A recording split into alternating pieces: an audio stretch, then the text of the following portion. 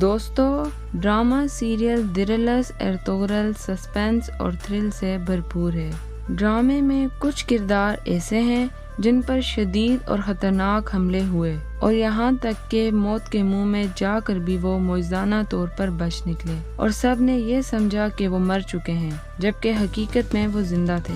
آج کی اس ویڈیو میں ہم آپ کو ارطغرل کے ایسے ہی کرداروں کے بارے میں بتائیں گے جو مردہ تصور ہونے کے باوجود بھی زندہ رہے۔ نمبر 1، بیجو نویان۔ ڈرامہ سیریل ارطغرل کے دوسرے سیزن میں بیجو نویان کا کردار دکھایا گیا ہے۔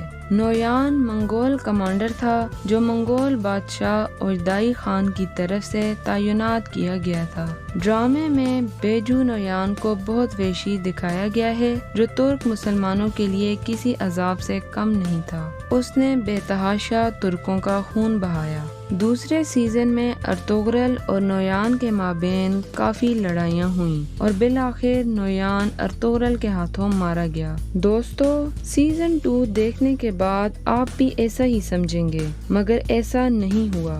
آگے چل کر اس ڈرامے کے چوتھے سیزن میں نویان کی دوبارہ انٹری ہوئی اور یہ دیکھ کر ارطغرل اور اس کے ساتھی بہت حیران ہوئے۔ اس کی مکمل تفصیل ہم آپ کو اپنی اگلی ویڈیو میں بتائیں گے۔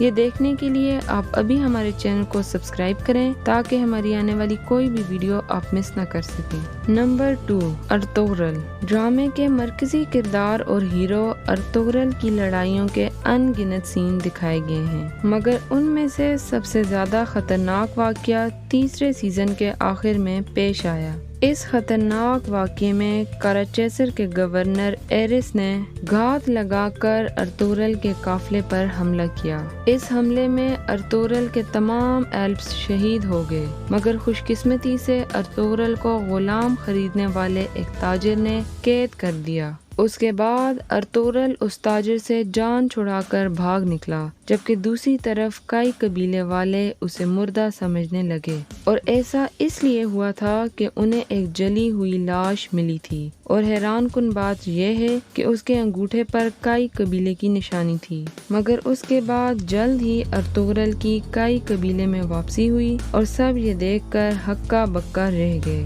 نمبر 3، سنگر تکن۔ سنگر تکن جو کہ ارطغرل کا بڑا بھائی تھا، ڈرامے کے دوسرے سیزن میں اس کی انٹری ہوئی ہے، جبکہ اس سے قبل پہلے سیزن میں اس کے قبیلے والے یہ سمجھ رہے تھے کہ منگولوں نے سنگر کو مار دیا تھا، مگر اس کی ماں ہائمہ خاتون کو یقین تھا کہ اس کا بیٹا زندہ ہے اور وہ ایک نہ ایک دن لوٹ کے آئے گا۔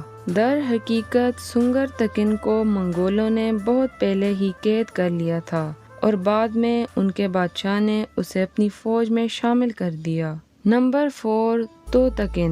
توتکن دو درگاہ قبیلے کے سردار کورکت بے کا بیٹا تھا اور ارطغرل کا کزن تھا۔ ڈرامے میں دکھایا گیا ہے کہ توتکن ارطغرل کے بارے میں اچھی رائے نہیں رکھتا تھا، جس کا فائدہ بڑی آسانی سے دشمنوں نے اٹھایا۔ نویان نے گھات لگا کر توتکن پر حملہ کیا، جس میں توتکن شدید زخمی ہوا۔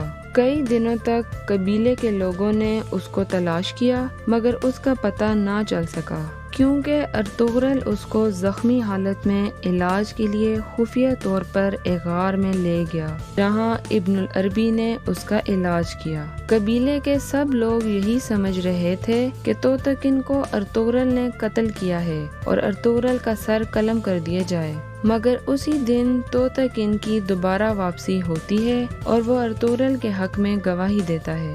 دوستو، آپ ارطغرل کے کتنے سیزنز دیکھ چکے ہیں؟ ہمیں کمنٹ باکس میں ضرور بتائیے گا۔